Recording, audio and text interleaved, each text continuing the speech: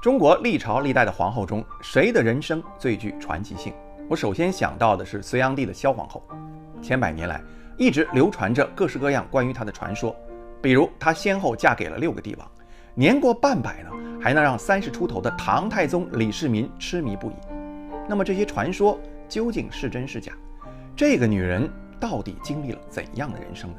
今天我们就聊聊萧皇后。据史书记载，萧皇后是标准的皇家公主出身，父亲是梁孝明帝萧圭。萧氏一出生，就有大师预测过她的命运：母仪天下，命带桃花。女闺蜜小凤就说，这种女人才厉害，既有大奶的命，又有二奶的风骚。13岁那年，她就被隋文帝和独孤皇后选中，成为他们的二儿子，年仅11岁的晋王杨广的妻子。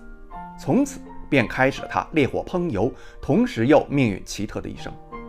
关于她跟杨广的婚姻呢，一直为后人所津津乐道。虽然杨广在史学家眼中是毁誉参半，但他对这个出身名门的妻子一直是敬重3分。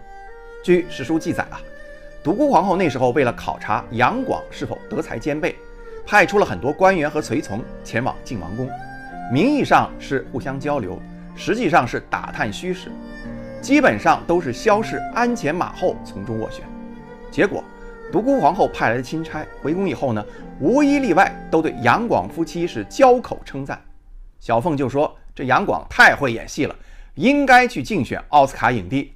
我心想如果杨广真的去好莱坞发展，估计阿汤哥他们都得失业啊。但不可否认，萧氏作为晋王妃这个接待工作确实做得一流，可见这个女人是个非常出色的社会活动家。甚至有人说，如果没有萧氏，杨广能不能顺利当上太子还真不好说。后来隋文帝杨坚去世，杨广继位，就是隋炀帝。39岁的萧氏还被立为皇后，这也算是丈夫对她的投桃报李吧。而且隋炀帝登基以后四处巡游，可都带着萧皇后啊。要知道，一个男人走哪儿都带着你，不是真爱，难道是把你当成保镖了？不可否认，隋炀帝上台以后确实干了不少的荒唐事儿，萧皇后也曾经苦劝，但收效甚微。也就是说，男人犯了错误，咱不能都赖在女人身上。那种红颜祸水的观念，实际上是放过了元凶，却把弱者当成了替罪羊。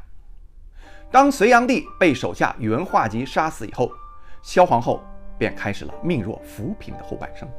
她先后被短暂称帝的宇文化及和窦建德所控制，又被突厥藩王接到塞北10余年，直到唐太宗李世民派大将李靖打败突厥，才把萧皇后接回中原。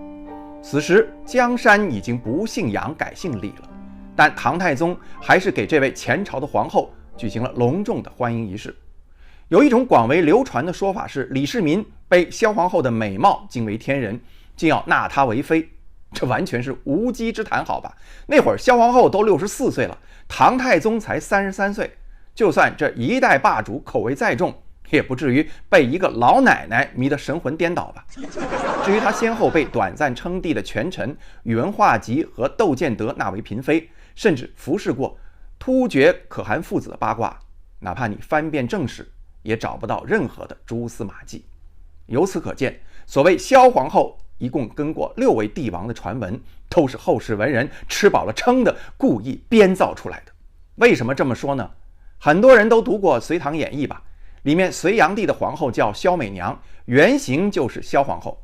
但这个萧美娘举止轻浮，作风淫荡，还对李世民实施过性骚扰。这跟正史里面记载的萧皇后的形象实在是南辕北辙，完全成了《封神演义》里面那个祸国殃民的狐狸精妲己的翻版。其实萧皇后根本不是那种趟过男人河的女人，她只是一名出色的社会活动家。从她做太子妃的时候帮杨广上位，到杨广死后，她一直在宇文化及、窦建德和突厥父子之间长期周旋，但都能够做到毫发无损，全身而退。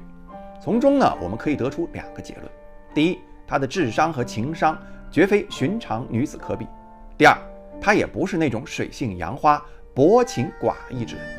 她的一生只爱过杨广一人，哪怕对方最后沦为亡国之君，也绝不后悔。唐太宗贞观21年，萧皇后在长安去世，享年81岁。死后根据他的遗愿，唐太宗把他和杨广合葬在了一起。听完我的介绍，你又如何评价萧皇后的一生呢？如果你喜欢听古今情史，欢迎点赞并关注我。